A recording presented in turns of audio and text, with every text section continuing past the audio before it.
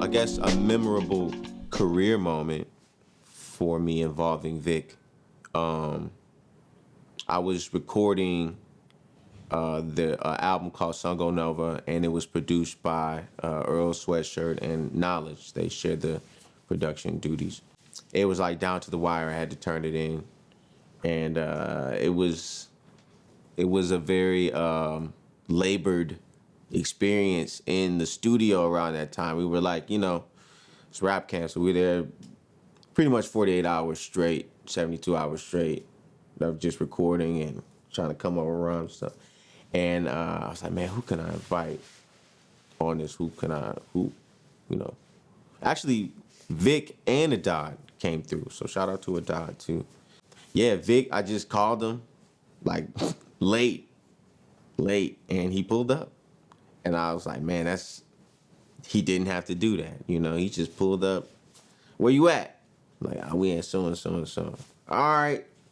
And he pulled up and did his 1-2, knocked it out. And I was like, that's very professional, man. So I just respect to Vic for being on point and keeping his word. And yeah, that's that one. That's that one. Respect to House Shoes. That's my big brother. Big brother, little brother, big brother, little brother type, Just being authentic and in terms of like, yo, this is whack or this is ill, Not biting your tongue. If anybody who knows House Shoes, if he ain't rocking with it, he not rocking with it. You know what I'm saying? And just seeing how that has how no matter what, just do what feels good to you in terms of creating, So that's important, man, because doing music, you get influenced, You get influenced, and you might, again, just being self-conscious, you might second guess something, or you might, think it's not good, but it's like, yo, you didn't spend all this time doing it, man. Put it out. So that's what I get from House Shoes. Like, put that out, man. Stop playing. People want to hear your voice and your story, and that's what he tells me whenever, and that's inspiring because this House Shoes is a legend, a relationship, a connection that I deeply value. One, Exile to my left right now, first person to take me out on tour. Quelle, I've been knowing that dude for a long time. That's my brother, House Shoes, again, just showing me around. When I got to LA, he showed me around a lot. Like, took me on my press runs and just I always put out a good word.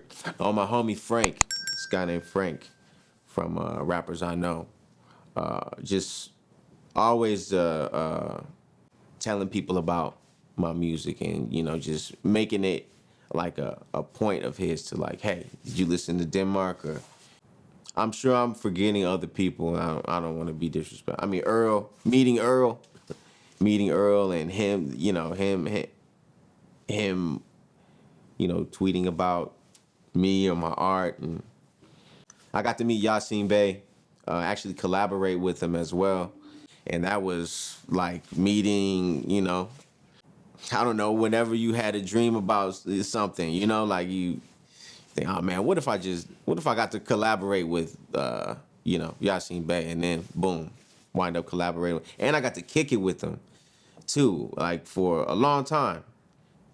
So that was dope. That was dope. That was surreal, So, but yeah, just in terms of relationship, like I said, Quelle, House Shoes, Exile, cherish that. So my process is, man, I need to take a long walk. I definitely, when I like to walk and write. So usually I get like a beat, and then I just put my AirPods on or whatever you call them, and I just take a long walk. Sometimes it's more than one, I need more than one walking session to finish it, but I like to take walks. That definitely helps me with just fleshing out ideas. And if I'm making music, then I like for my house to be silent as possible. And I like to wake up early too, and make music because I feel like it's when you wake up like before the sun, it's like a good time with God that you get. It's a beautiful time, man. So I like to wake up early and make music if I'm producing, and I like to take walks if I'm writing. That's my process usually. Yeah. Yeah. So Cult Classic was my first like solo album. However, I was handling I handled all of the writing aspect, only a little bit of the production, but it was mostly Scud once. Shout out to Scud. That was dope. That making Cult Classic was dope because I had never did a full length album by myself, and for me personally, it was a very like tedious thing, I guess you could say. Coming up with 45 minutes of just you talking. It's not like I'm not a firefighter or anything, but it's like that's a lot, you know? You got to come up with different things to say all the time. So just going as deep as I could into myself and finding out what I can pull out was real. That was very interesting for me. The space I was in, like the literal actual space I was in, was a collective where there was a lot of artists that would come through, a lot of visual artists, a lot of clothing designers, etc. Also held like some type of residency there too. So just being around all of that, soaking up all of that stuff was very fun. That came on the, I guess, on the it followed like I was coming out with a series of videos like weekly. I'd come out with, so I was kind of getting a little viral off of that or whatever. So just I took that momentum and then I made the Cult Classic project. And the way it was received was like, oh man, people like this, and that was just refreshing to me, and just the way people were talking about it was really dope. Tons of walks, yeah. There was tons of walks I went on. Yeah, absolutely. Yeah. Sometimes in the middle of the night in Chicago, Wicker Park, and just yeah. I don't know. I think GQ might have popped over there a couple times. I remember. Yeah. Yeah. It was very very cathartic. Use a college word. It definitely helped. I needed that. Just seeing how the city moved, seeing how people moved late at night, and also like you have the mix of solidarity because you're walking by yourself, but you also get to see again the nightlife, so to speak. I wasn't going to any clubs or anything like that, but I was just people watching sort of, and yeah, that was definitely a factor in what I wrote about. So GQ, as I know him, is like I said, a facilitator. Just oh, you know this. Oh, you need to know this person. Oh man, meet my man's. Always doing that. Always making connections happen. Artists first. Always making sure positive things happen. People who need to know each other do know each other. So that's how I know GQ. And shout out to GQ, man. I think the evolution of hip hop, or how I feel about it, wherever it's at any given moment, it's probably supposed to be there. That's what I feel about it. I mean, I'm not too old, but I'm not too young, so I'm gonna have my biases and stuff that I like. But at the end of the day, yeah, wherever it's at, that's where it's at. So either accept it or reference the old stuff.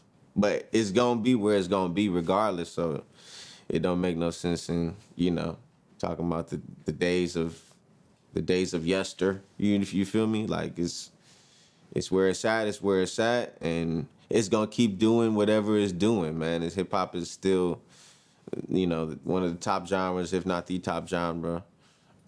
Still a beautiful way to express yourself, and it's gonna continue to do that, man. And every day is getting new fans, if not of my music or any of these brothers' music or Blu and Exile, and somebody else is gonna capture a new fan. So I accept it wherever it's at. Wherever it's at, I'm with it. I'm rocking with it. So I'll tell you one of my favorite hip hop moments. Earl shouted me out on Twitter, and it's like, oh man, try. The album he shouted out, by the way, it's My Lucid Dream, and that got top 50 album in Rolling Stone that year. I think 2016 or 15 or something like that. But shortly after that, I went out to LA. He came off a tour. He had rented out like a house in the hills to record. And I met so many people, man, and it just realized like all these people that you would see on MTV and BET and you see in magazines in The Source. I'm like, oh snap, there goes fill in the blank.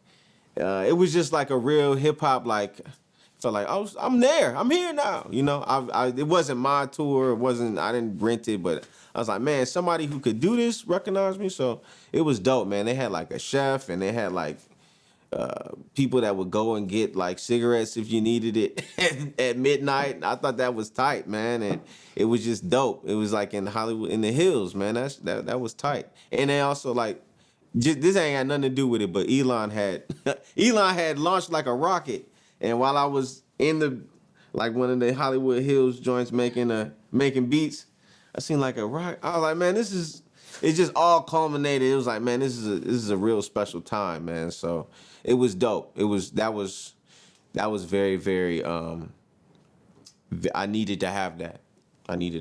So I could talk about it forever. Meeting Alchemist too. That was another one. Like, yeah, what? I met Alchemist, Pete Rock. That was special, man. I like that. That was real cool. And also going to Europe the first time. That definitely. I went on tour with Blu and Exile, and that was I never thought I would go to Europe, or other people who did go to Europe, they'd be like, yo, man, you're gonna go to Europe, don't worry. But you never know until you actually go, and then that was the first time I was like, wow, I can do this. That was crazy. So those were two very, very important experiences for me in terms of music. Oh, some advice that I've received from legends in the industry, to put that out, man. Put it out. If you're working on something, don't be sitting on it too long. Put it out, and when they were talking to me, they were saying people want to hear your people want to hear you. People want to hear your voice, and people want to hear your perspective. Yeah, so if you got some music, don't sit on it. Put it out. Share it with the world. We getting a good 12, 13, and that's what we're going with. But I don't know how artists like Blu are that what's the word, prolific, and still with the same quality of music. I don't know how to do that at all. I really don't. I just try to, do what I can, get the best I can in that little snapshot of time, and keep it moving. But yeah, just share what you cried about and stress yourself about. Make sure people hear it. That's the advice I got. Hi, my name is Denmark Vessey, also just Denmark, and you're checking out 24/7 HH.